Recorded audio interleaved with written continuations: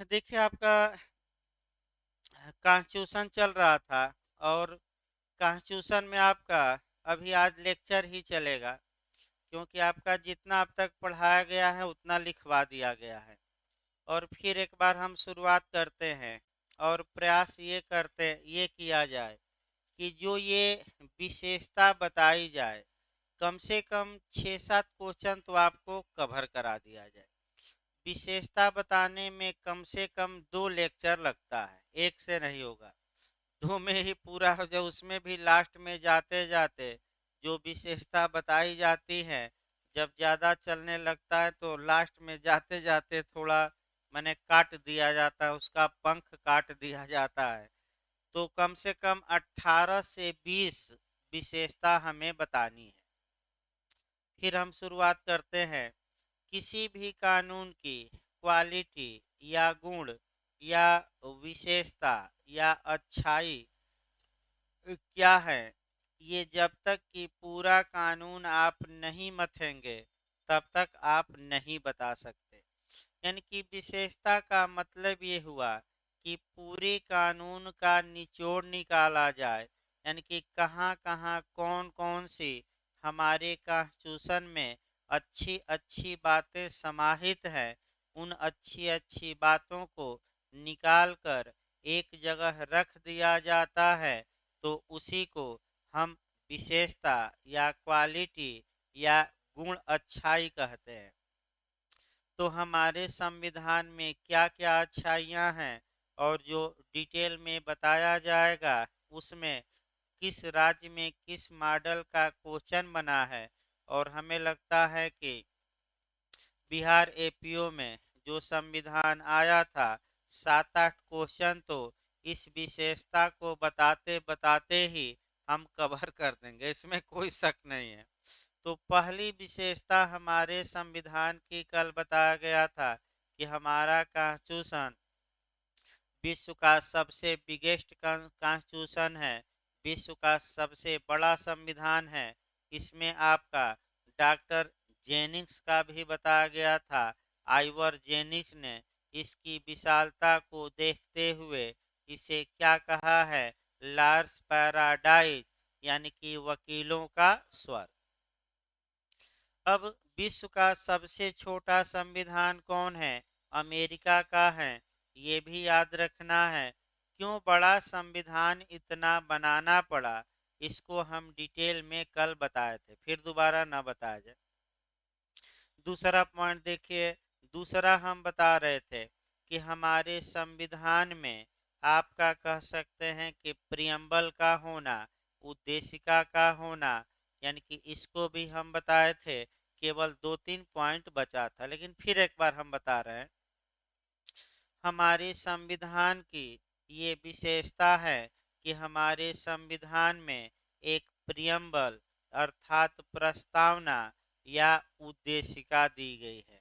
ये उद्देशिका अमेरिका से ली गई है, जबकि इसकी भाषा, यानी कि जो प्रवाहमयी भाषा या जो आपका प्रवाहमयी भाषा का प्रयोग किया गया है, वह भाषा ऑस्ट्रेलिया से प्रेरित है। अब उद्देशिका किसी भी कानून में क्यों दी जाती है और भारत के संविधान की उद्देशिका में आपका कितने पार्ट में बांटकर पढ़ा जाता है, ये देखिए। किसी भी कानून की उद्देशिका में वे लक्ष्य या एम या पर्पज या ध्येय दिए रहते हैं या उन उद्देश्यों का वर्णन रहता है जिन उद्देश्यों की प्राप्ति के लिए कोई कानून बनाया जाता है। इसका मतलब ये हुआ कि हमारा संविधान किन लक्ष्यों की पूर्ति के लिए बनाया गया, उन लक्ष्यों का उल्लेख हमारे प्रियम्बल में किया गया है। जहाँ तक भारत की उद्देशिका संविधान की बात है, उद्देशिका को 2 पार्ट में बांटकर पढ़ा जाता है। पहले पार्ट में वे लक्ष्य दिए गए हैं, एम दिए गए हैं, जिनकी पूर्ति के लिए हमारा कॉन्स्टिट्यूशन बनाया गया। और दूसरे भाग में हम देखें तो आपका अधिनियमित खंड है, एक्टेड क्लाज है, जहां की स्पष्ट लिखा गया है कि इस संविधान को 26 नवंबर 1949 ईस्वी को अधिनियमित किया गया, यानी कि कानूनी रूप दिया गया, आत्मार्पित कर दिया गया, यानी कि हमने अपनी आत्मा को इसे समर्पित किया और अंगीकृत किया, मतलब कि शरीर के एक एक अंगों से हमने लगा लिया। तो आत्मार्पित किसको किया गया है संविधान? तो शुरुआती दौर में कौन सा शब्द है प्रियम्बल का? We the people of India. अब जैसे ही we the people of India बताया जाएगा, तो आपको और डिटेल में हम बताएंगे इस शब्द का तर्क वितर्क करते हुए। लेकिन अभी तो पहले विशेषता हो जाए, तब तो अभी प्रियम्बल, फिर आएगा प्रियम्बल इसके बाद। यानी कि प्रियम्बल, भारत संविधान का प्रियम्बल को संविधान की कुंजी कहा जाता है, कहा जाता है। और बिहार का पहला क्वेश्चन अभी आ गया कि संविधान में किसको संविधान की कुंजी कहा जाता है। इस बार पूछा भी गया था, तो किसको कहा जाता है? तो प्रियम्बल को। प्रियम्बल को गागर में सागर भी कहा जाता है। इसका मतलब ये हुआ कि अगर किसी व्यक्ति से ये कहा जाए कि भारत का संविधान कैसा होगा, आप बताइए, तो पूरा संविधान अगर वह व्यक्ति न पढ़े और केवल क्या पढ़ ले, प्रियम्बल, तो एक रफ आइडिया कम से कम मालूम चल जाएगी कि ये संविधान किन लक्ष्यों की पूर्ति के लिए बनाया गया है, या संविधान के अंदर कैसे प्रावधान होंगे। अतः उद्देशिका को गागर में सागर भी कहा जाता है। अगला पॉइंट, संविधान सभा में सबसे पहले, ये भी बिहार का ही क्वेश्चन है जे का दूसरा क्वेश्चन में कौन कहाँ आया है ये भी मैं लगातार बता रहा हूँ। उद्देशिका को सबसे पहले संविधान सभा में पेश किया गया, पंडित जवाहरलाल नेहरू ने पेश किया। इसका नाम था उद्देश्य प्रस्ताव। अर्थात सबसे पहले जब संविधान सभा की बैठक शुरू हुई, तो पंडित जवाहरलाल नेहरू ने उद्देश्य प्रस्ताव पेश किया, पढ़ा और लोगों को बताया। उद्देश्य प्रस्ताव का मतलब ये हुआ कि पंडित जवाहरलाल नेहरू ने संविधान सभा के सदस्यों को ये बताया कि हम लोग आज ये बैठे हैं, तो क्यों बैठे हैं। तो इसके लिए जो उन्होंने बताया, तो जो बातें उन्होंने बताई कि हमारे बैठने का कारण क्या है, वही उद्देश्य प्रस्ताव था। और उसी में कुछ संशोधन करके वर्तमान समय में क्या है हमारी उद्देश्य का। तो उद्देश्य का सबसे पहले आपका पेश की गई और सबसे लास्ट में पास की गई। तो ये भी बन सकता है, क्योंकि बिहार ने ये बनाया कि सबसे पहले क्या पेश किया गया, किसने पेश किया, तो उद्देश्य प्रस्ताव किसने पेश किया था, पंडित जवाहरलाल नेहरू। जहां तक प्रियम्बल की बात है, आगे बढ़ा जाए प्रियम्बल में। जहां तक उद्देशिका की बात है, ये समस्या उत्पन्न हुई कि क्या हमारी प्रियम्बल या उद्देशिका संविधान का अंग या पार्ट या भाग या हिस्सा है कि नहीं।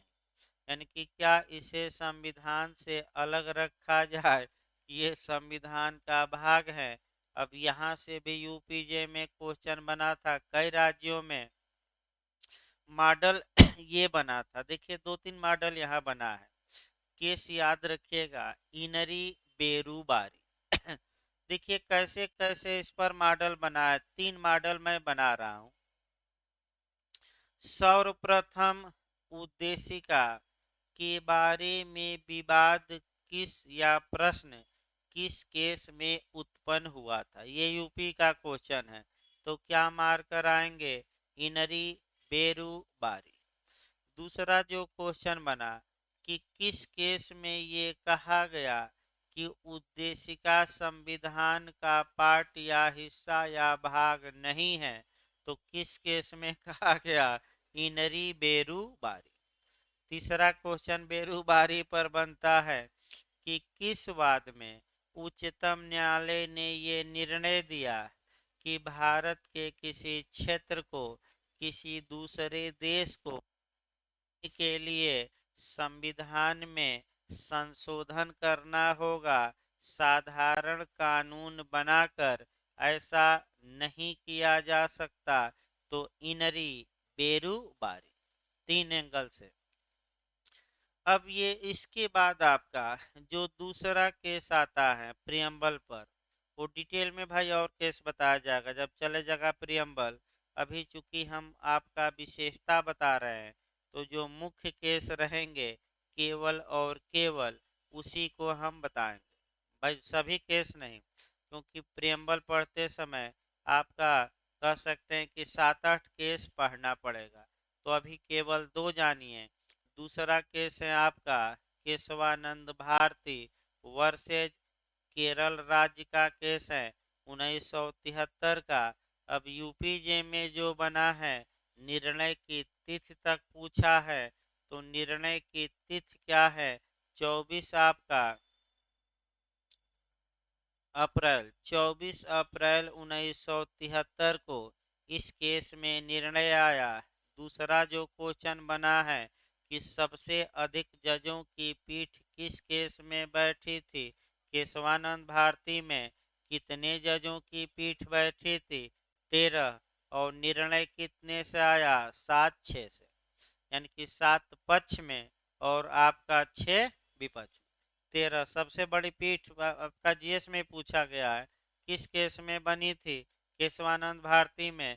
और किस केस में कहा गया कि संसद मूलभूत ढांचे में बेसिक स्ट्रक्चर में संशोधन नहीं कर सकती? तो केशवानंद भारती में ही कहा गया। और इसके बाद आपका केशवानंद भारती के केस में एक और पॉइंट आपका ला में बना है। देखिए वो पॉइंट भाई, पॉइंट अच्छे से इसको भी तैयार रखिएगा।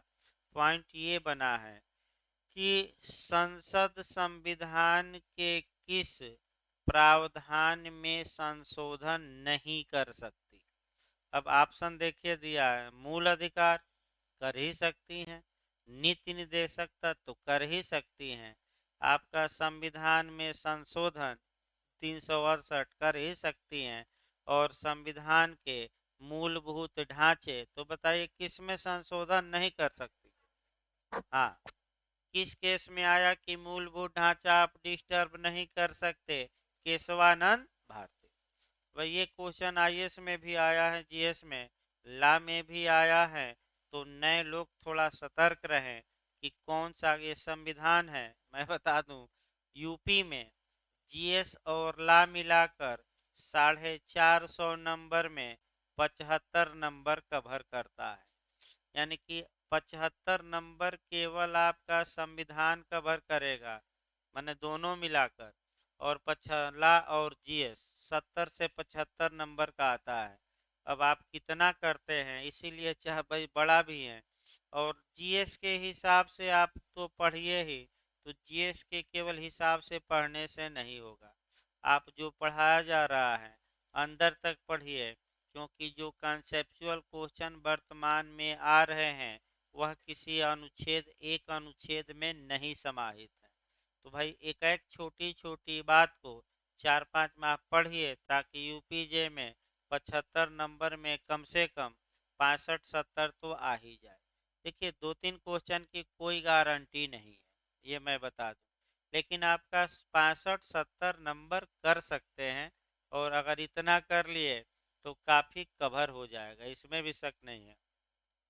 तो आगे देखा जाए आपका इस केस में सुप्रीम कोर्ट ने बेरोजगारी के मामले में दिए गए निर्णय को किस उद्देश्य का संविधान का भाग नहीं है सेट एसाइड कर दिया, पलट दिया, उलट दिया, सेट एसाइड कर दिया। और कहा किस उद्देश्य का संविधान का भाग है, इसमें संशोधन किया जा सकता है, लेकिन उद्देशिका के बेसिक स्ट्रक्चर में संशोधन। तो बताइए उद्देशिका में संशोधन हो सकता है कि नहीं? हो सकता है। तो उद्देशिका के किस प्रावधान में संशोधन नहीं हो सकता? बेसिक स्ट्रक्चर या मूलभूत ढांचा।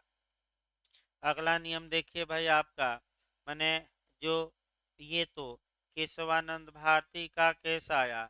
अब आगे जो आपका ला में आया है आपका प्रियम्बल से, वह ये आया है कि भारतीय संविधान का जो प्रियम्बल है उसका संविधान के इंटरप्रिटेशन या व्याख्या या निर्वचन या संविधान का अर्थ लगाने में, 4-5 वाक्य मैं बता रहा हूँ, निर्वचन ना आए तो अर्थ लगाना जानिए, अर्थ लगाना ना आए तो व्याख्या करना, स्पष्ट करने में क्या भूमिका है। अब इसमें 4 लाइन दिया था और चारों के बाद ये देता है कि एक सही है, दो सही है, तीन सही है, आपका ऐसे देता है।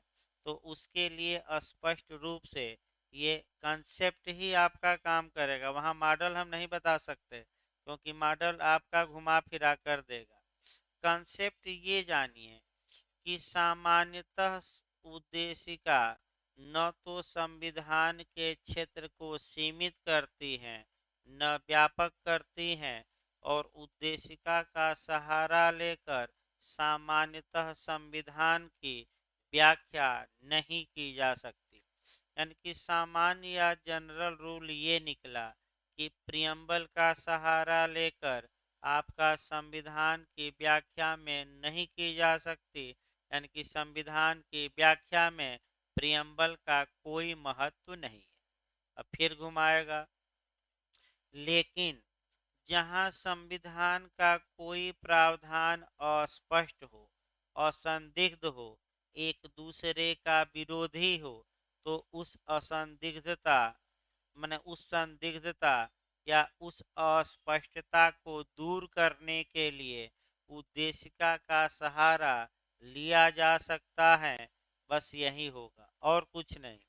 यानी कि अगर संविधान के प्रावधान क्या है, माने संदिग्ध हैं, अस्पष्ट हैं, तो केवल उद्देशिका ये काम करेगी कि उद्देशिका की शब्दों का सहारा लेकर और उस अस्पष्टता को क्या किया जा सकता है, क्लियर। अब यही आपका घुमाएगा। अब आप कितना अब आप पकड़ लेते हैं क्वेश्चन, तो कंसेप्ट ये बताया गया। लास्ट में हम बता दें कि प्रियम्बल में वेलफेयर स्टेट की अवधारणा समाहित है, यानी कि लोक कल्याणकारी राज्य, ये भी आ चुका है क्वेश्चन, जन कल्याणकारी राज्य की। अर्थात इसका मतलब ये हुआ कि राज्य का कर्तव्य ये होगा कि वह केवल लॉ एंड ऑर्डर, विधि और व्यवस्था ही मेंटेन न रखे, बल्कि लोगों के चतुर्दिक विकास, सर्वांगीण विकास, होल विकास, यानी कि पूर्ण विकास के लिए कार्य करे। किसका कर्तव्य होगा? राज्य का। तो ऐसा राज्य कौन सा राज्य कहलाएगा? जन कल्याणकारी, वेलफेयर या लोक कल्याणकारी। अब जो क्वेश्चन बनता है उस पर भी भाई हमें बताते रहना है कि लोक कल्याणकारी राज्य की अवधारणा किसमें निहित है। अगर संविधान का भाग 4 दे, नीति निर्देशक तत्व, और आपका उद्देशिका दे, और दोनों में से केवल एक चुनना हो, तो फिर मैं बता दूं कौन चुनेंगे? भाग 4। लेकिन एक बार आया है भाग ही दिया है, और केवल क्या दिया है? संविधान की उद्देशिका। तो संविधान की उद्देशिका मारिए, और दोनों दिया हो तो क्या मारिए? दोनों। क्योंकि प्रियम्बल में भी वेलफेयर स्टेट है और किसमें है? भाग 4। इसी प्रकार का क्वेश्चन को रिलेट करके एक आपका सीआरपीसी में हम बताते हैं, जो इसी प्रकार का क्वेश्चन आता है। ये पूछा जाता है कि आया भी था इस बार कि ये कहाँ लिखा गया है कि जब मृत्युदंड दिया जाएगा तो ऐसी दशा में ये कहाँ लिखा गया है कि गर्दन में फांसी लगाकर तब तक हैंग किया जाएगा, तब तक लटकाया जाएगा जब तक कि उसकी डेथ न हो जाए। तो ये दो जगह लिखा है। 354 का कौन सा क्लास? 5 आया भी था भाई, रटे रहे, कौन सा क्लास? 5। और द्वितीय अनुसूची का प्रारूप संख्या 42। अब देखिए दोनों आए और उपर्युक्त दोनों दे, तब तो भाई कोई समस्या नहीं है, क्या मार कर आएंगे? दोनों। लेकिन अगर दोनों में से दोनों ऑप्शन अलग अलग हो और उसमें से केवल एक चुनना हो, तो सतर्क रहिएगा, हमेशा सेक्शन जो है शेड्यूल पर करता है। तो कौन सी सही मारेंगे? 354 का क्लास 5, अनुसूची का प्रारूप संख्या 42, तो कौन सही मार कर आएंगे? तो सीआरपीसी की धारा 354 का कौन सा क्लास? 5। फिर बैक होइए भाई, इस प्रकार आपका जो प्रियम्बल से आपका क्वेश्चन, माने प्रियम्बल एक हमारे संविधान की विशेषता है और वहां से जो क्वेश्चन बन सकता है, एक संभावित क्वेश्चन, अभी डिटेल में नहीं सामान्य रूप से बताया गया। वैसे 90% चांस है कि इसी में से आपका आ सकता है, 10% के लिए ही वो क्रम मिलाना इत्यादि बताया जाता है। अगली विशेषता, हम तीसरी विशेषता पर आते हैं कि हमारे संविधान में और क्या अच्छाइयाँ हैं। तो और अच्छाइयों के लिए चौथी विशेषता हम देखेंगे, क्रम से चलते हैं। तीसरी, कि हमारा जो संविधान है वह भारत को अर्थात इंडिया को यूनियन ऑफ स्टेट घोषित करता है, यानी कि क्या घोषित? राज्यों का संघ। अब आप लोग देखिए कहाँ से लिया गया है, अब ये लिखवा दिया गया है।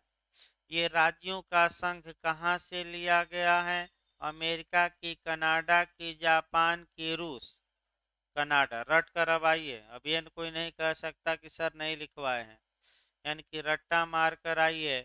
अब ये भी अब चलता रहेगा कोरिलेट करके कहाँ से लिया गया है। अब देखिए क्वेश्चन, राज्यों का संघ पहले समझिए, राज्यों का संघ होता क्या है, इसके बाद हमें परिसंघ भी देखना है और दोनों में अंतर देखना है। देखिए राज्यों के संघ को यूनियन ऑफ स्टेट कहते हैं और परिसंघ को फेडरल कहा जाता है। तो अमेरिका परिसंघ है, फेडरल है, और भारत फेडरल नहीं है। क्या लिखा गया है बैरेक्ट में? राज्यों का संघ। अनुच्छेद भी हमें बताते रहना है, किस अनुच्छेद में है? अनुच्छेद 1 का क्लाज 1। अब इसको डिटेल में देखिए, देखिए नहीं काम करें, बैठे दीजिए तो।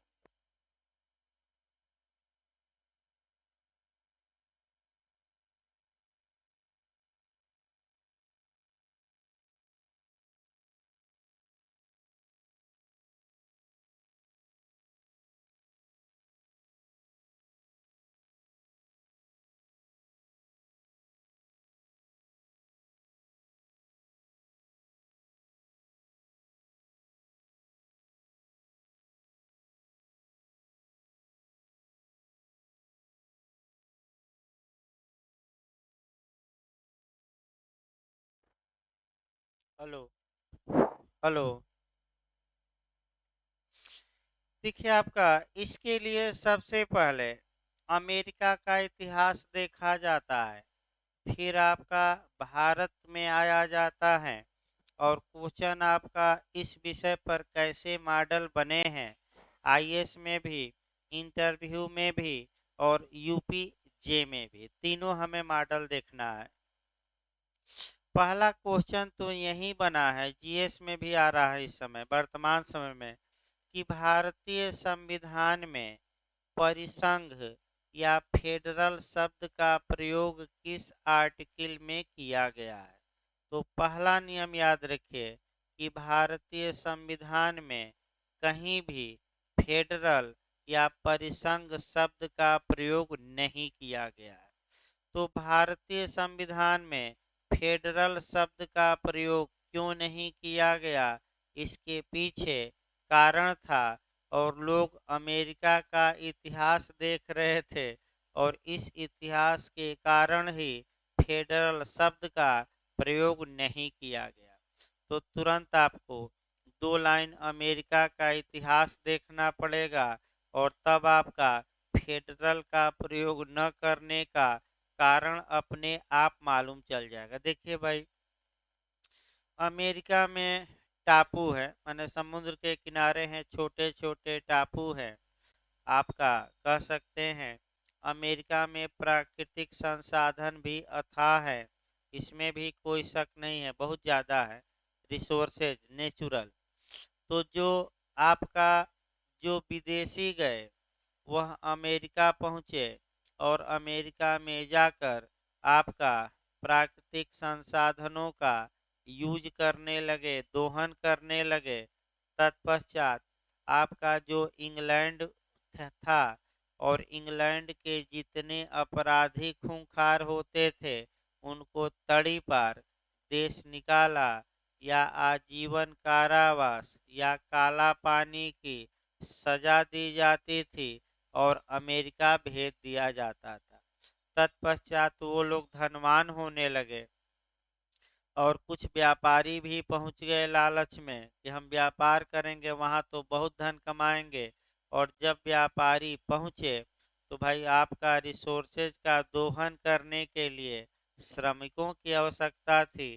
तो जो दक्षिण अफ्रीका इत्यादि देश हैं, रेड इंडियन जिसे इस समय कहा जाता है, जो वहाँ काले लोग हैं, उनको दास के रूप में बुलाया गया और ये हुआ कि आप आइए और यहाँ क्या करिए, आपका खुदाई करिए इत्यादि कार्य करिए। तो इनको नागरिकता नहीं दी गई, इन्हें संपत्ति माना जाता था दासों को, और इनको संपत्ति जैसा बेचा खरीदा जाता था। आज भी अमेरिका में आपका गोरे और काले का भेद है। अभी जॉर्ज का उदाहरण आया था और काफी विश्व में हंगामा भी मचा था। तो बाद में इनको आपका मैं बता दूं भाई अधिकार दिए गए, आज भी कुछ अधिकार कम है। लड़ाई ये लोग लड़ रहे हैं, यानी कि लगातार लड़ाई लड़ रहे हैं, इसमें कोई शक नहीं है। तो आगे बढ़ा जाए, जब अमेरिका वाले विकास करने लगे तत्पश्चात इंग्लैंड और तमाम देशों ने अमेरिका पर आक्रमण किया। अमेरिका में 20-22 छोटे छोटे राज्य थे, वह डर गए और डर कर एक फेडरल बनाए, एक परिसंघ बनाए, एक संघ बनाए, मिलकर लड़ाई किए। अमेरिका स्वतंत्र हुआ चंगुल से तो सबसे पहले विश्व का लिखित संविधान बना डाला। और लिखित संविधान जब बना डाला तो अब जब स्वतंत्र हो गया तो राज्य छटपटाने लगे कि हम अमेरिका से अलग होंगे, अलग होंगे। तो वहाँ उच्चतम न्यायालय ने निर्णय दिया और ये कहा कि जो ये फेडरल हैं, अविनाशी राज्यों का अविनाशी संघ है, इसका मतलब ये हुआ न तो राज्यों को तोड़ा जा सकता है और न ही संघ को। यानी कि राज्यों की इच्छा के विरुद्ध राज्यों को बंटवारा या तोड़ा नहीं जा सकता। तो यहाँ वहाँ के उच्चतम न्यायालय ने अमेरिका को बचा लिया, ये कह सकते हैं, निर्णय आया। चूंकि अमेरिका में राज्य अलग होने के लिए छटपटाने लगे थे, तो जब भारत के संविधान का निर्माण होने लगा तो ये हुआ कि अगर हम परिसंघ रख दें तो हो सकता है कि छोटे छोटे राज्य अलग हो जाए भारत से। अतः परिसंघ न रख के हम क्या रखें, राज्यों का संघ। तो राज्यों का संघ क्या है भाई, अब ये देखिए, जो राज्यों का संघ का माने प्रावधान कनाडा में किया गया है। इसमें भी कई राज्य मिलकर ही संघ का निर्माण करते हैं, लेकिन जो संघ का निर्माण होता है वो संघ की पहल पर होता है, संघ ताकतवर होता है। और ऐसी दशा में संघ अविनाशी होता है, राज्य विनाशी होते हैं। राज्यों के इच्छा के विरुद्ध भी संघ द्वारा राज्यों का विनाश किया जा सकता है, उनको तोड़ा जा सकता है। ये किसमें है आपका राज्यों के संघ में। और राज्यों के संघ में कोई भी राज्य संघ से पृथक होने का दावा नहीं कर सकता, क्योंकि संघ अविनाशी है, उसका विनाश संभव नहीं। तो भारत में तमाम समस्याएं उस समय थी।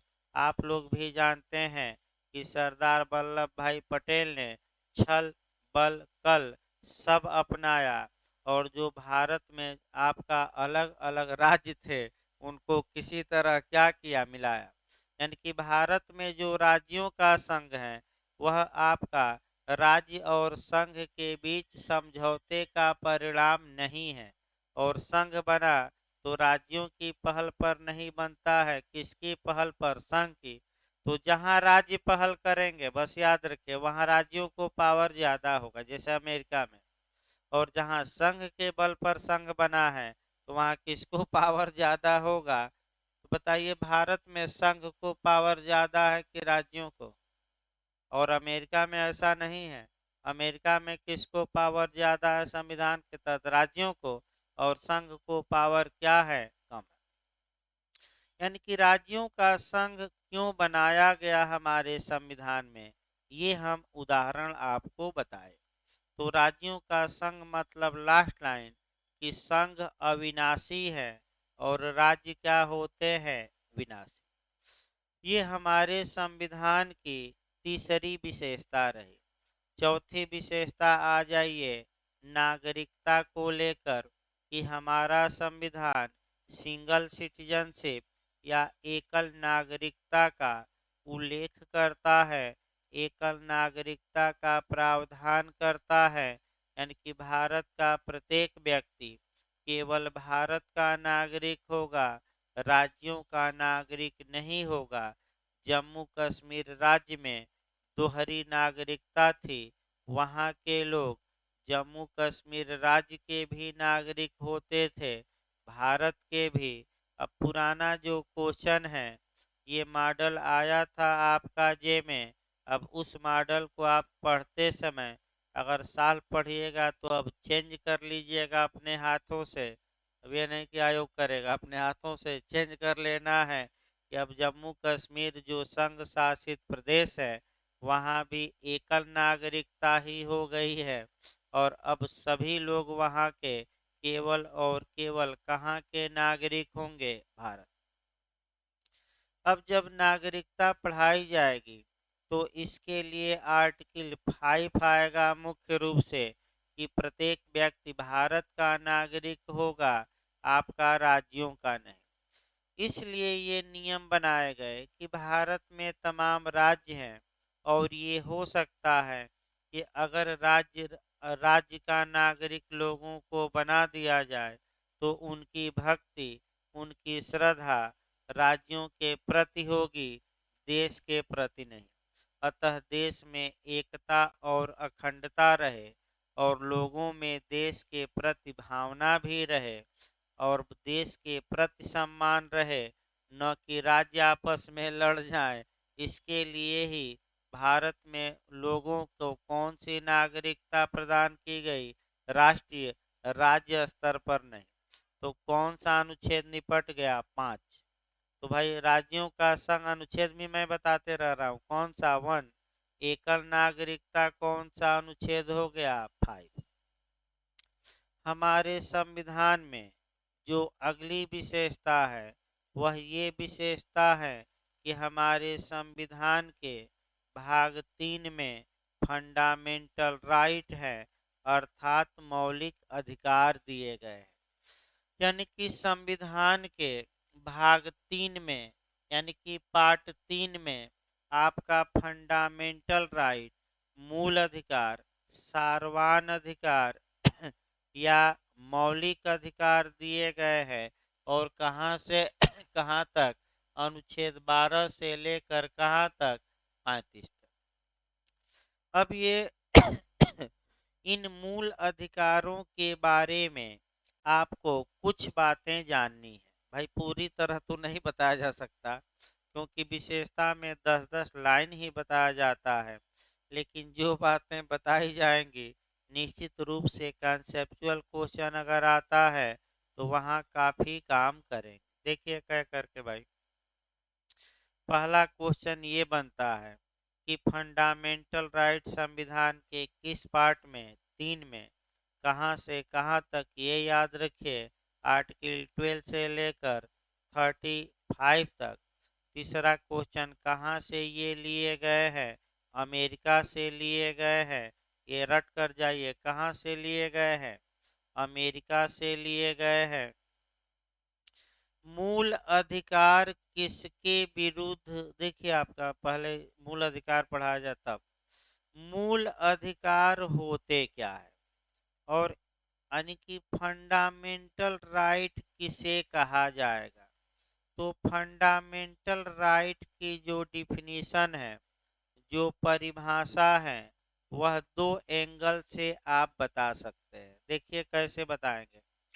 पहला एंगल कानूनी बता सकते हैं, और वह एंगल ये है कि जो हमारे संविधान के अनुच्छेद 12 से लेकर 35 तक में जो अधिकार दिए गए हैं, और इनका इंटरप्रिटेशन करके, इनकी व्याख्या करके, इनका निर्वचन करके भारत के न्यायालयों ने जो निर्णयों के माध्यम से अधिकार मने दिए हैं, वे अधिकार ही फंडामेंटल राइट कहलाएंगे। ये आपका कानूनी तौर पर बताया गया। फिर एक बार समझिए, आर्टिकल 12 से लेकर 35 तक में जो अधिकार हैं, उसे मूल अधिकार कहा जाएगा, और वे भी मूल अधिकार माने जाएंगे जो न्यायालयों ने इन अनुच्छेदों की व्याख्या करके सृजित किए हैं। लेकिन ये लीगल तौर पे हुआ, तो आसान भाषा में अगर कोई पूछे कि मूल अधिकार क्या है, तो आप ये बताइएगा कि ऐसे अधिकार जो किसी व्यक्ति के व्यक्तित्व या चतुर्दिक विकास के लिए निसेसरी, यानी कि आवश्यक ही नहीं बल्कि अनिवार्य होते हैं, अर्थात कंपलसरी होते हैं। फिर एक बार देखिए, ऐसे अधिकार जो व्यक्तित्व या पर्सनालिटी के विकास के लिए आवश्यक ही नहीं बल्कि क्या होते हैं, अनिवार्य होते हैं, ऐसे अधिकारों को मूल अधिकार कहा जाता है। तो आवश्यक ही नहीं बल्कि क्या है, अनिवार्य। मूल अधिकार सर्वोच्च अधिकार कहे जाते हैं। इन्हें सर्वोच्च शिखर पर प्रतिस्थापित किया गया है। इसकी उत्पत्ति का श्रेय इंग्लैंड को जाता है, और इंग्लैंड में मैग्ना कार्टा आया। मैग्ना कार्टा भी आपको ध्यान में रखना है 1215 ईस्वी में। वो मूल अधिकार डिटेल चलेगा तब बताया जाएगा, लेकिन अभी आपका शॉर्टकट में ये है कि इंग्लैंड के सम्राट जॉन ने, उस समय राजा का नाम जॉन था आपका, जो, फिर एक बार देखिए इतिहास थोड़ा बताना पड़ेगा भाई मैग्ना कार्टा का, क्योंकि ऐसे नहीं, हल्का सा 2 मिनट इतिहास में जाना पड़ेगा। देखिए आपका एकदम शुरुआती दौर से हम बता रहे हैं इंग्लैंड का, तब भारत में मैग्ना कार्टा पूछा जाता है। और एक क्वेश्चन भी बताएंगे बीजी रामचंद्रन का, कि किसने मूल अधिकारों को भारत का मैग्ना कार्टा कहा। तो बीजी रामचंद्रन। तो हम बताएंगे एकदम क्रम से थोड़ा, आज मैग्ना कार्टा को बता दिया जाए 2 लाइन एक्स्ट्रा। देखिए शुरुआती दौर में देखिए क्या हुआ इंग्लैंड में। शुरुआती दौर में एक तरफ राज्य था, राज्य मतलब राजा सम्राट, और दूसरी तरफ वहाँ चर्च था। राजा ये कहता था कि मैं बड़ा, चर्च ये कहता था कि मैं बड़ा, क्योंकि मैं ईश्वर का प्रतिनिधित्व करता हूँ। तो इस कौन बड़ा, इस बारे में विवाद उत्पन्न हुआ कि राजा बड़े होंगे कि पादरी बड़े होंगे, यानी कि पोप बड़े होंगे। इस विवाद के निपटारा करने के लिए पोप ग्लेसियस ने दो शक्तियों के बीच संतुलन का सिद्धांत दिया। ये भी आपका पूछा जाता है, किसने दिया था? पोप ग्लेसियस, एक विद्वान था। और उसने ये कहा कि जो धार्मिक मामला है उसमें चर्च बड़ा होगा, यानी कि पोप बड़े होंगे, और जो राजनैतिक मामला होगा या प्रशासनिक मामला होगा उसमें सम्राट बड़े होंगे। यानी कि लोग प्रशासनिक मामले में सम्राट का आदेश मानेंगे और धार्मिक मामलों में किसका? चर्च का। यही बात आपका मुस्लिम लॉ से भी जोड़कर आप पढ़ सकते हैं, खलीफा और इमाम। इंटरव्यू में पूछा जाता है कि खलीफा और इमाम में क्या अंतर है, तो कहा जाता है ना कि बहुत बड़े खलीफा बन गए हो। तो भाई इमाम कोई नहीं कहता, केवल क्या कहता है? खलीफा। इमाम भी कहा जा सकता है। तो दोनों में अंतर आज समझिए, टेक्निकल जो क्वेश्चन है। खलीफा, आपका सुन्नी संप्रदाय के लोग खलीफा को मानते हैं और शिया संप्रदाय के लोग इमाम को। पहला नियम। अब जो सुन्नी संप्रदाय है, चूंकि पहले खलीफा अबू बकर जी थे तो वहीं से अपना गिनती करता है, लेकिन आपका जो शिया संप्रदाय है वह चौथे खलीफे यानी कि आपका जो अली हुए उनसे मानता है अपने इमाम को।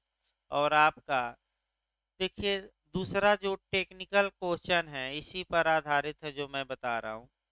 खलीफा केवल और केवल प्रशासनिक मामलों में सर्वश्रेष्ठ होता है, धार्मिक में नहीं। यानी कि खलीफा केवल राजनैतिक या प्रशासनिक मामलों में हेड होता है, धार्मिक मामलों में नहीं। ये सुन्नी संप्रदाय के लोगों के लिए है।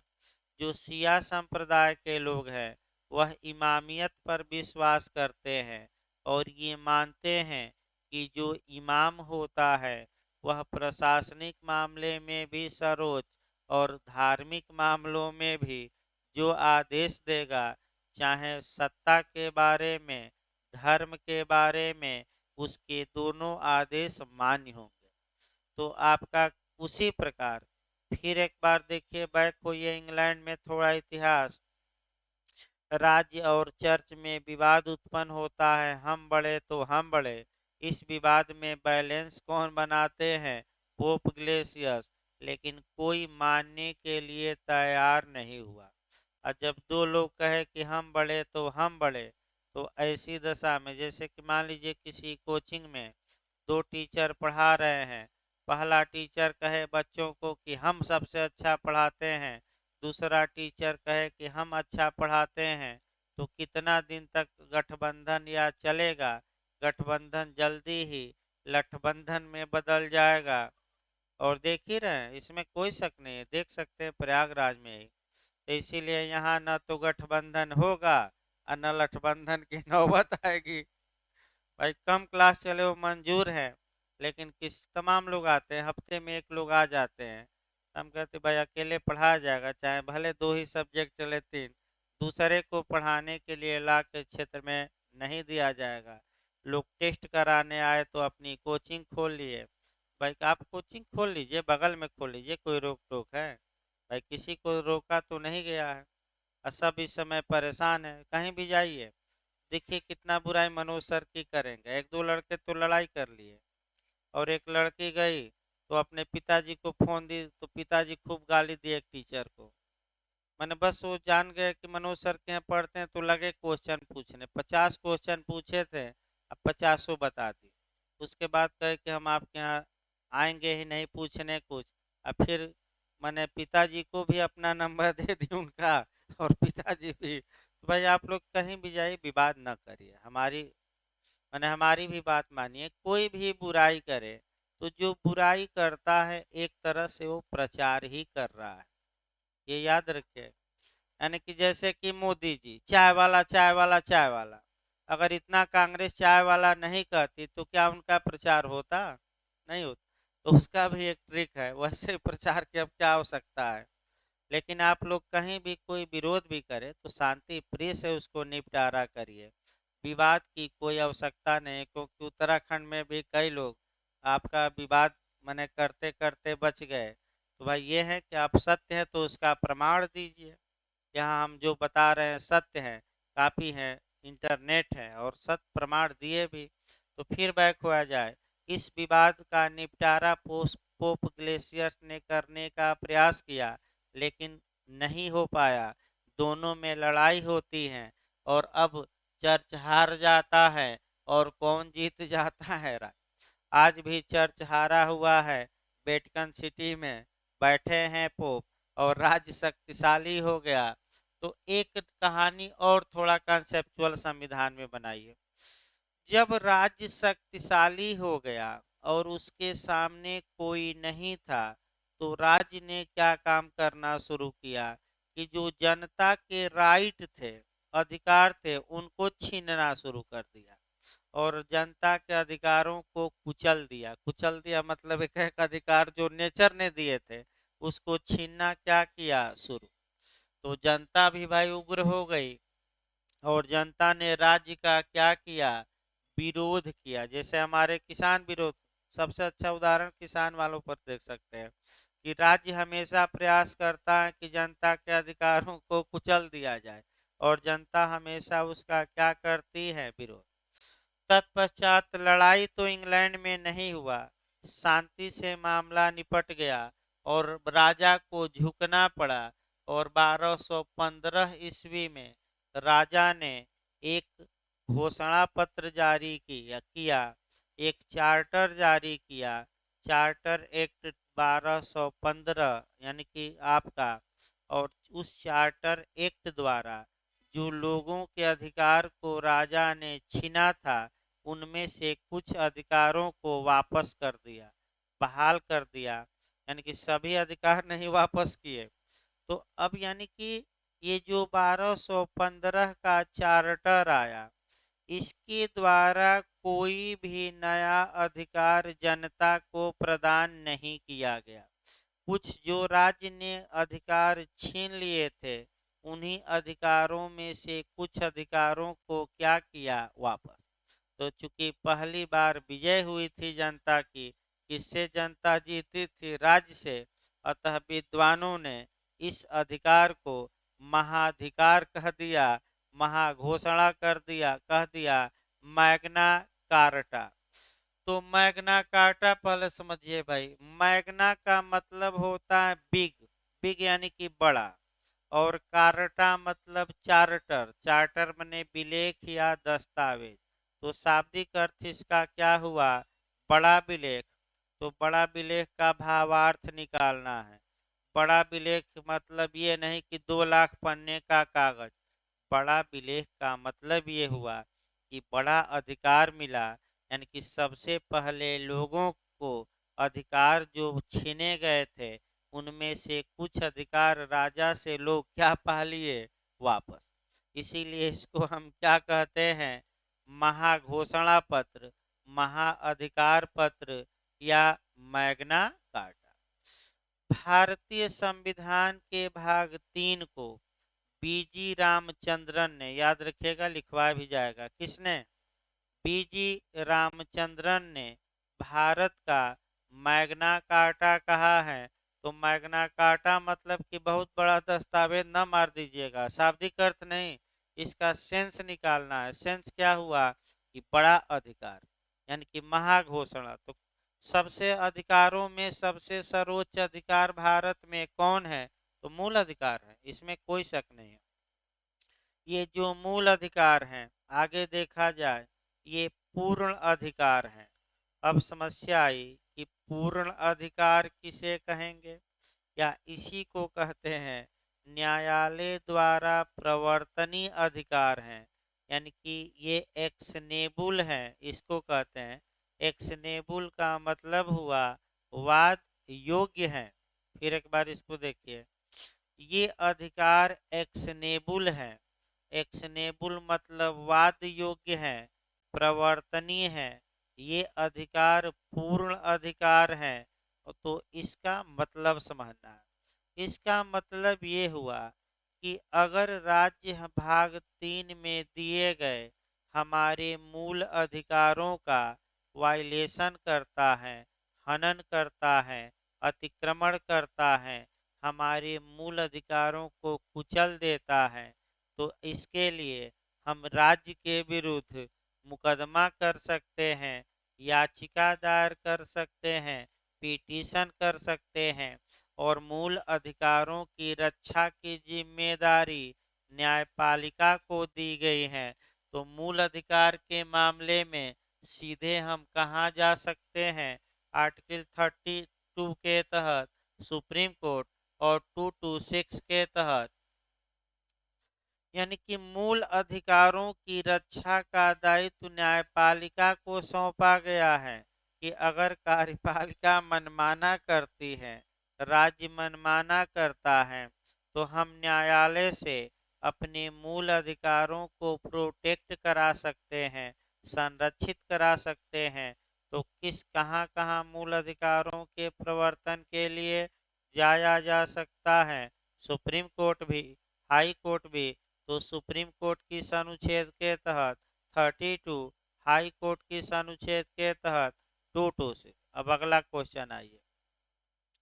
अनुच्छेद 32 पर इंटरव्यू में क्वेश्चन बना है, दोनों पर। बिहार में ये बना था जे में कि 32 व्यापक है, आपका माने जो विषय वस्तु है 32 की व्यापक है कि 226 की?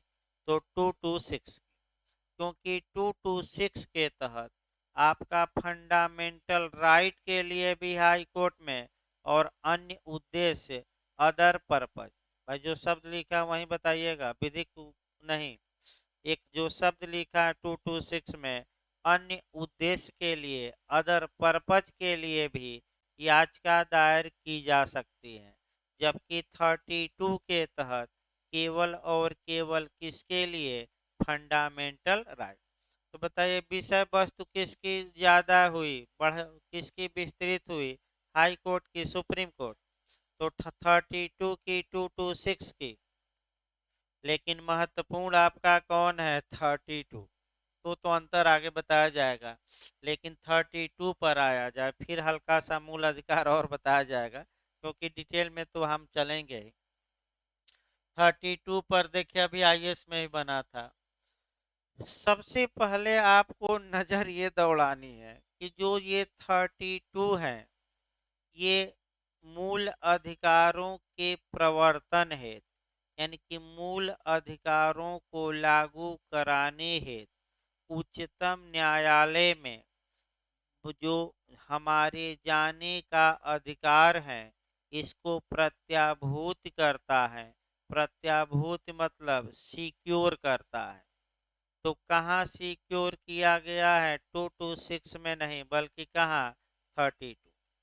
दूसरा जो आपको जो आईएएस और जे में और जीएस में बन रहा है, उस पहलू को थोड़ा गौर करिए कि आर्टिकल जो 32 है, ये संवैधानिक उपचारों का अधिकार दिया गया है। अब गौर ये हम मैंने देखिए आप ही बताइएगा, गौर ये करना है कि ये जो आर्टिकल है, मूल अधिकार जो 12 से 35 तक में दिए गए हैं, उसी बीच में आता है। अर्थात अनुच्छेद 32 स्वयं में एक फंडामेंटल राइट है, यही गौर करना है। 226 फंडामेंटल राइट नहीं है, लेकिन आर्टिकल 32 स्वयं में एक मूल अधिकार है। क्यों? क्योंकि जो मूल अधिकार के बारे में अनुच्छेद 12 से लेकर कहाँ तक प्रावधान है? 35 तक। उसी बीच में कौन दिया गया है? 32। यही क्वेश्चन गलत होता है कि अनुच्छेद 32 में क्या सही है क्या गलत है। तो अनुच्छेद 32 स्वयं में एक मूल अधिकार है। इसका मतलब ये हुआ कि अगर हमारे फंडामेंटल राइट का वायलेशन होता है, तो सुप्रीम कोर्ट में हम जा सकते हैं, और ये हमारा सुप्रीम कोर्ट में जो जाने का हमारा अधिकार है, ये भी हमारा एक संवैधानिक अधिकार तो है ही, लेकिन जो सर्वोच्च अधिकार है उसमें कौन सा? मूल अधिकार।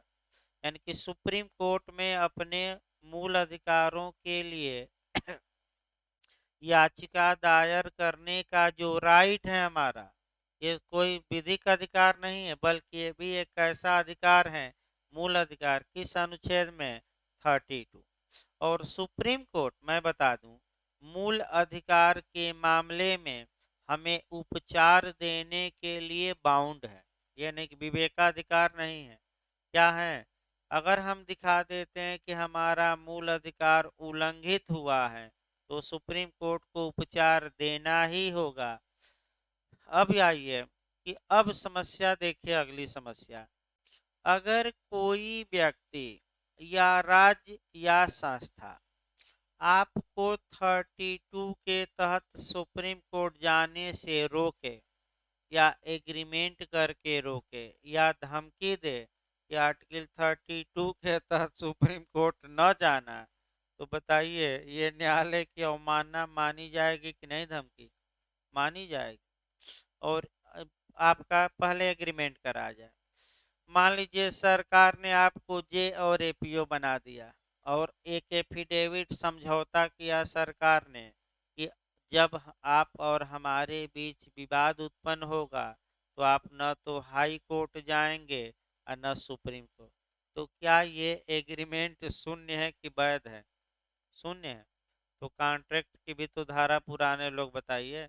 अभी इसी बार आपका पूछा गया था जे में कि कौन सी धारा प्रतिस्थापित है, और बिहार जे में आया था कि कौन सी धारा कॉन्ट्रैक्ट की संशोधित है। सन पूछा था 28। भाई, विधिक कार्यवाहियों के अवरोधक करार क्या होंगे? तो संविदा अधिनियम की कौन सी धारा है? 28। यानी कि रोका नहीं जा सकता। एक उदाहरण और हमें बताना है।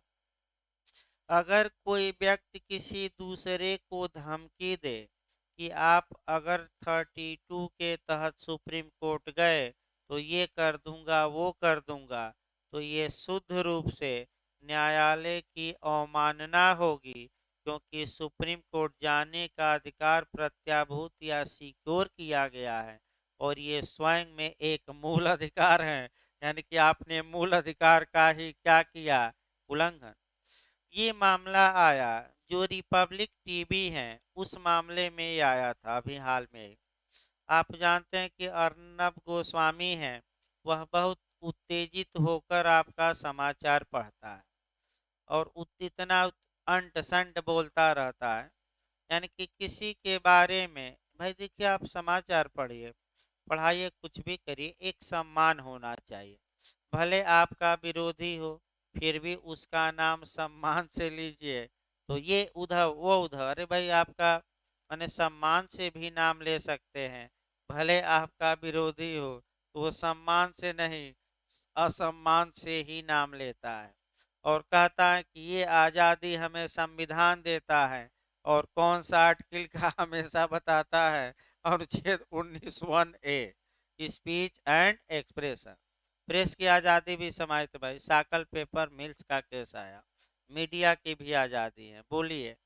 तो आपका बोलता है, तत्पश्चात अब सरकार ने उसको शिकंजा कसा, पुराने केस खोले, तमाम नए केस दायर किए, जेल भी गया, जेल से निकला तब भी जय जयकार लगा रहा था यानी कि वो अलग बात है। तत्पश्चात एक विधानसभा में से उसके पास लेटर गया और लेटर की भाषा ऐसी थी, सचिव ने भेजा था कि जिससे कि अर्नब को सुप्रीम कोर्ट जाने से रोकने की बात की गई थी और थोड़ा धमकी भरा था। तो अर्नब ने क्या किया कि उसको सुप्रीम कोर्ट में पेश कर दिया। तो सुप्रीम कोर्ट काफी सचिव पर नाराज हुआ कि क्या आप किसी व्यक्ति को सुप्रीम कोर्ट आने से रोक सकते हैं? क्यों न आपको कंटेम्प्ट के लिए दंडित किया जाए। और तुरंत सुप्रीम कोर्ट ने नोटिस जारी किया कि ये लेटर आपने लिख कैसे दिया, धमकी कैसे दे दिया कि आप सुप्रीम कोर्ट न जाइए, ये तो शुद्ध रूप से कंटेम्प्ट है, आप दंडित किए जाएंगे, आकर जवाब लगाइए। भाई ये नहीं हो सकता कि किसी को रोक दिया जाए, धमकाया जाए। तो अर्नब क्या करता था कि जब जब सरकार महाराष्ट्र की उस पर अटैक करती है तब तक तुरंत सुप्रीम कोर्ट पहुंच जाता है।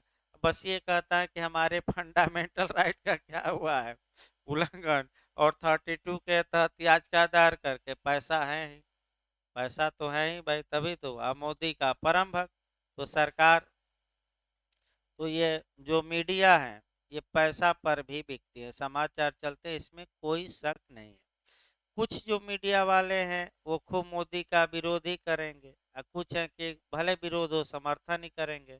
जबकि होना ये चाहिए कि जो सही बात है वो बताइए, क्यों जनता को बेवकूफ बना रहे हैं, तो अलग बात है। आगे देखिए भाई आपका, यानी कि आर्टिकल 32 भी काफी महत्वपूर्ण है, डिटेल में जब चलेगा तो एक एक शब्दों को हम बताएंगे। और 32 और 226 में 10 अंतर भी पढ़ना है जो इंटरव्यू और मेंस में काम देगा।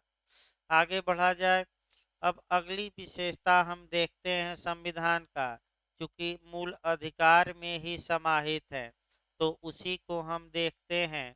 और वह विशेषता हम देखते हैं जुडिशियल रिव्यू, क्योंकि मूल अधिकार के अंदर ही है आपका अनुच्छेद 13, 226 और 32 में, तो यही बता देना उचित रहेगा और तब आगे बढ़ा जाएगा।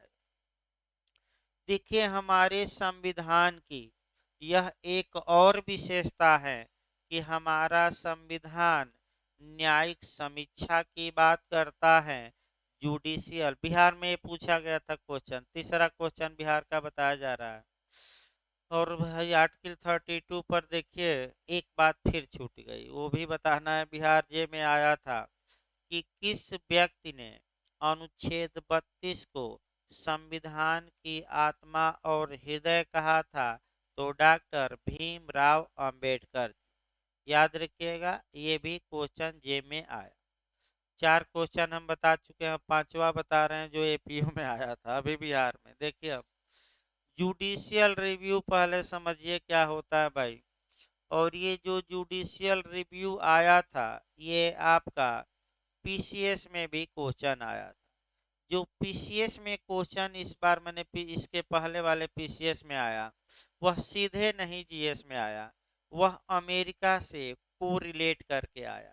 इसीलिए मैं बार बार कह रहा हूँ कि जो लॉ में आप लोग को रिलेट करके पढ़ते हैं जीएस वाले उतना पढ़ते नहीं, लेकिन अब पढ़ना ही होगा, क्योंकि तीन जो क्वेश्चन पीसीएस में आए थे संविधान से वह अन्य देशों से तुलना करके आए थे।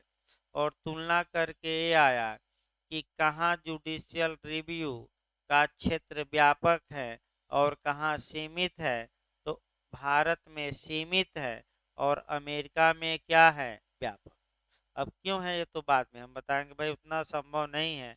अनुच्छेद 13 32 चलेगा आगे तब, लेकिन जुडिशियल रिव्यू एक और समझिए। जुडिशियल रिव्यू या न्यायिक पुनर्विलोकन होता क्या है, पहले ये देखिए। न्यायालयों की वह शक्ति जिसके तहत न्यायालय किसी प्राधिकारी द्वारा बनाए गए किसी कानून को नल एंड वाइड घोषित करते हैं, यानी कि अकृत तथा शून्य। या दूसरी भाषा में, लीगल भाषा में देखिए, लीगल भाषा में शून्य। लीगल भाषा क्या है, क्योंकि अनुच्छेद 13 में आपका शून्य शब्द लिखा है। और मैं कई बार बताया हूँ कि आईएएस में ये क्वेश्चन बना है, तो जब भी मैं जितनी भाषा बताता हूँ, एक और भाई नए लोग रखे ध्यान, अगर कौन सी भाषा बेयर एक्ट में प्रयोग की गई है ये मैं स्पष्ट बताता हूँ, उसके बाद उसका आसान अर्थ बताता हूँ। तो अगर कंपटीशन में आए तो पहली वरीयता किसको देना है, बेयर एक्ट की भाषा।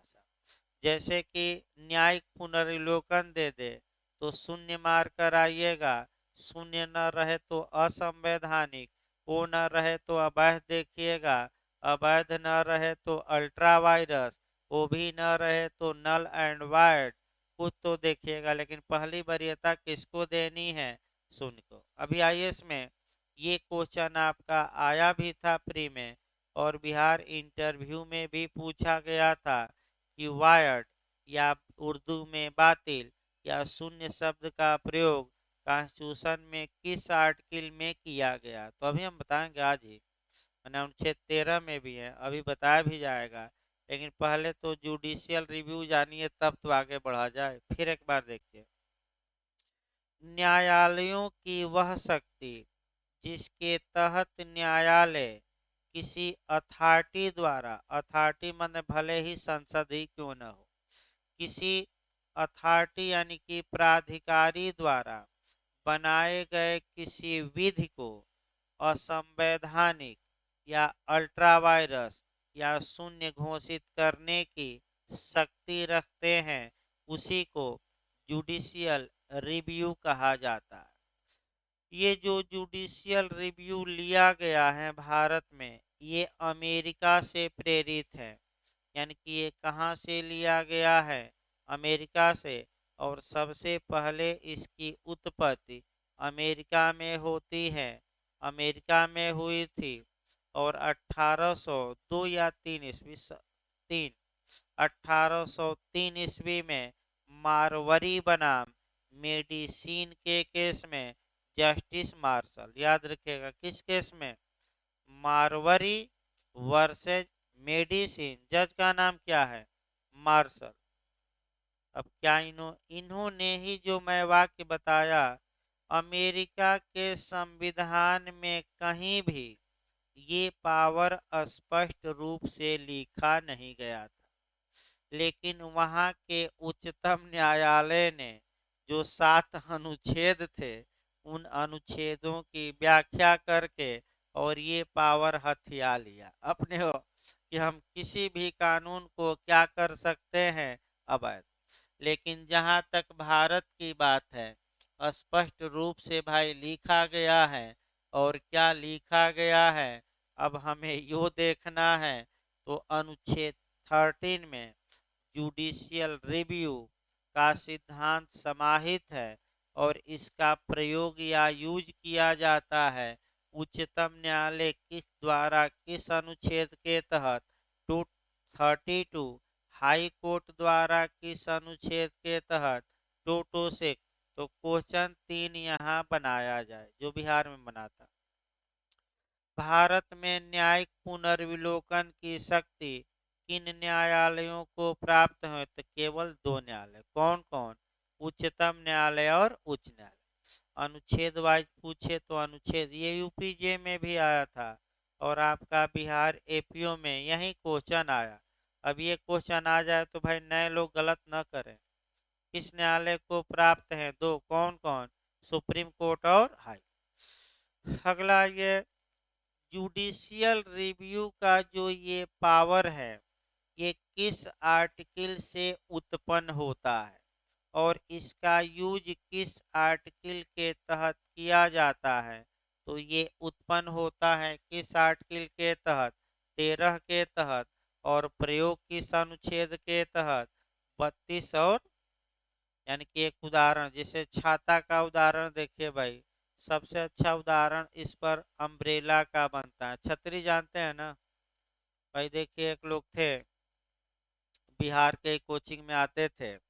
आपका जब भी वो आते थे, चाहे बारिश हो या न हो, धूप हो या न हो, बैग में छाता जरूर लाते थे। अब छाता का कोई और अर्थ ना समझ लीजिएगा कई लोग दिमाग भी लगाते रहते हैं। तो छाता जरूर लाते थे, तो उनको छतरी वाला मने नाम दे दिया गया था कि आ गया छाता वाला, आ गया। और जहाँ देखते थे धूप हुई, बारिश हुई, तुरंत बैग से निकाल कर छाता क्या करते थे? पहला तो छाता करता क्या है? धूप से भी रक्षा करता है, बारिश से भी करता है। तो जो माता पिता होते हैं, उनको अम्ब्रेला कहा जाता है बच्चों के लिए। और जिनके माता पिता नहीं हैं, यानी कि छाता नहीं है, यानी कि पर्दा उड़ गया है और केवल आपका लोहा बचा है, तो कल्पना कर सकते हैं कि क्या दशा होगी। यानी कि ऊपर कोई पूछने वाला नहीं है, खुद ही अपना जीवन चलाना है।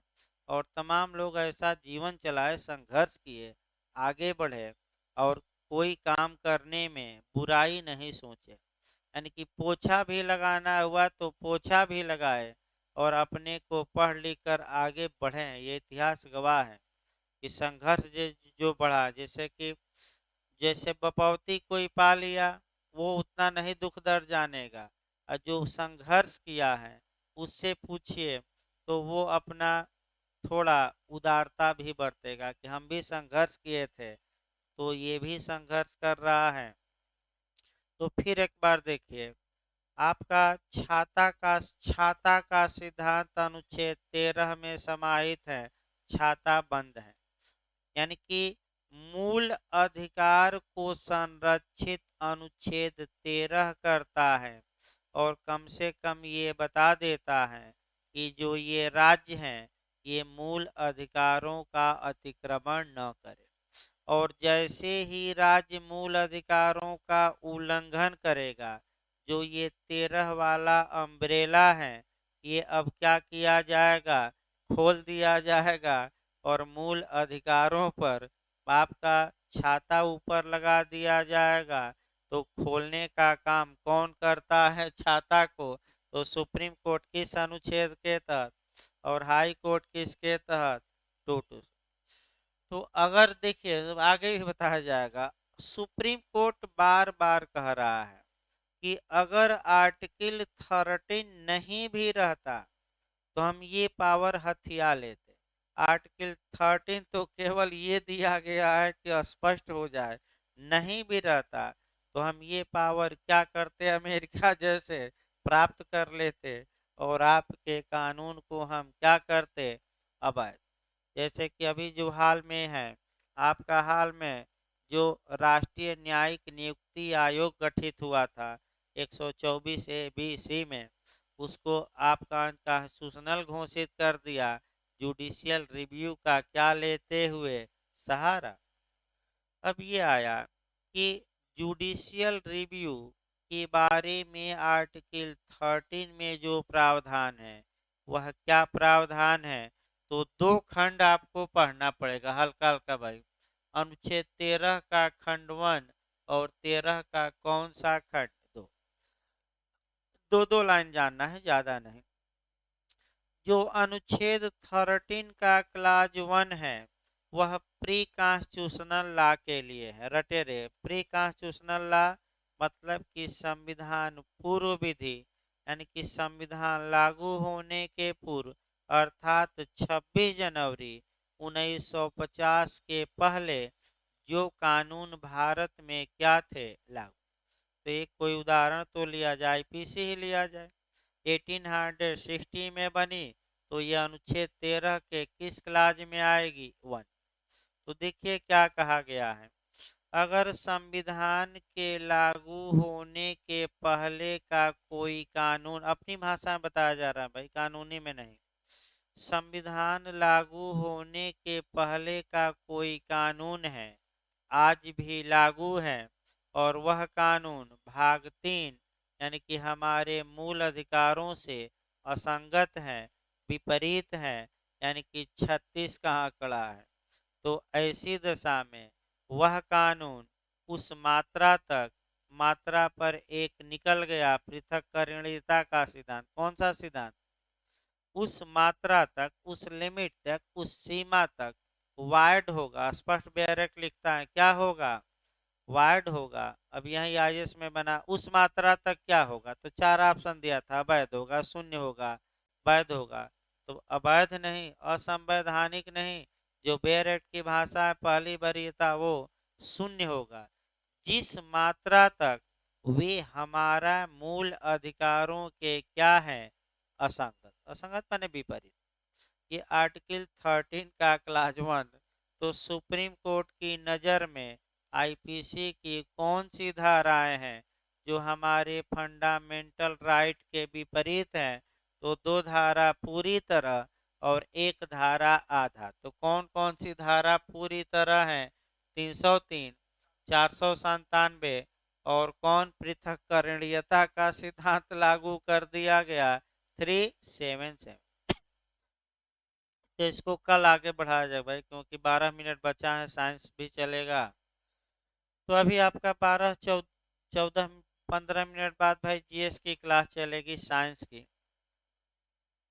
अभी आपका कल ये जो संविधान पढ़ते हैं भाई, बता दिया जाए 10:30 बजे आएंगे कल, क्योंकि नगर नियोजन कम से कम 1.5 घंटा लगातार चलेगा, क्योंकि बुधवार तक इसको लिखवा पढ़वा के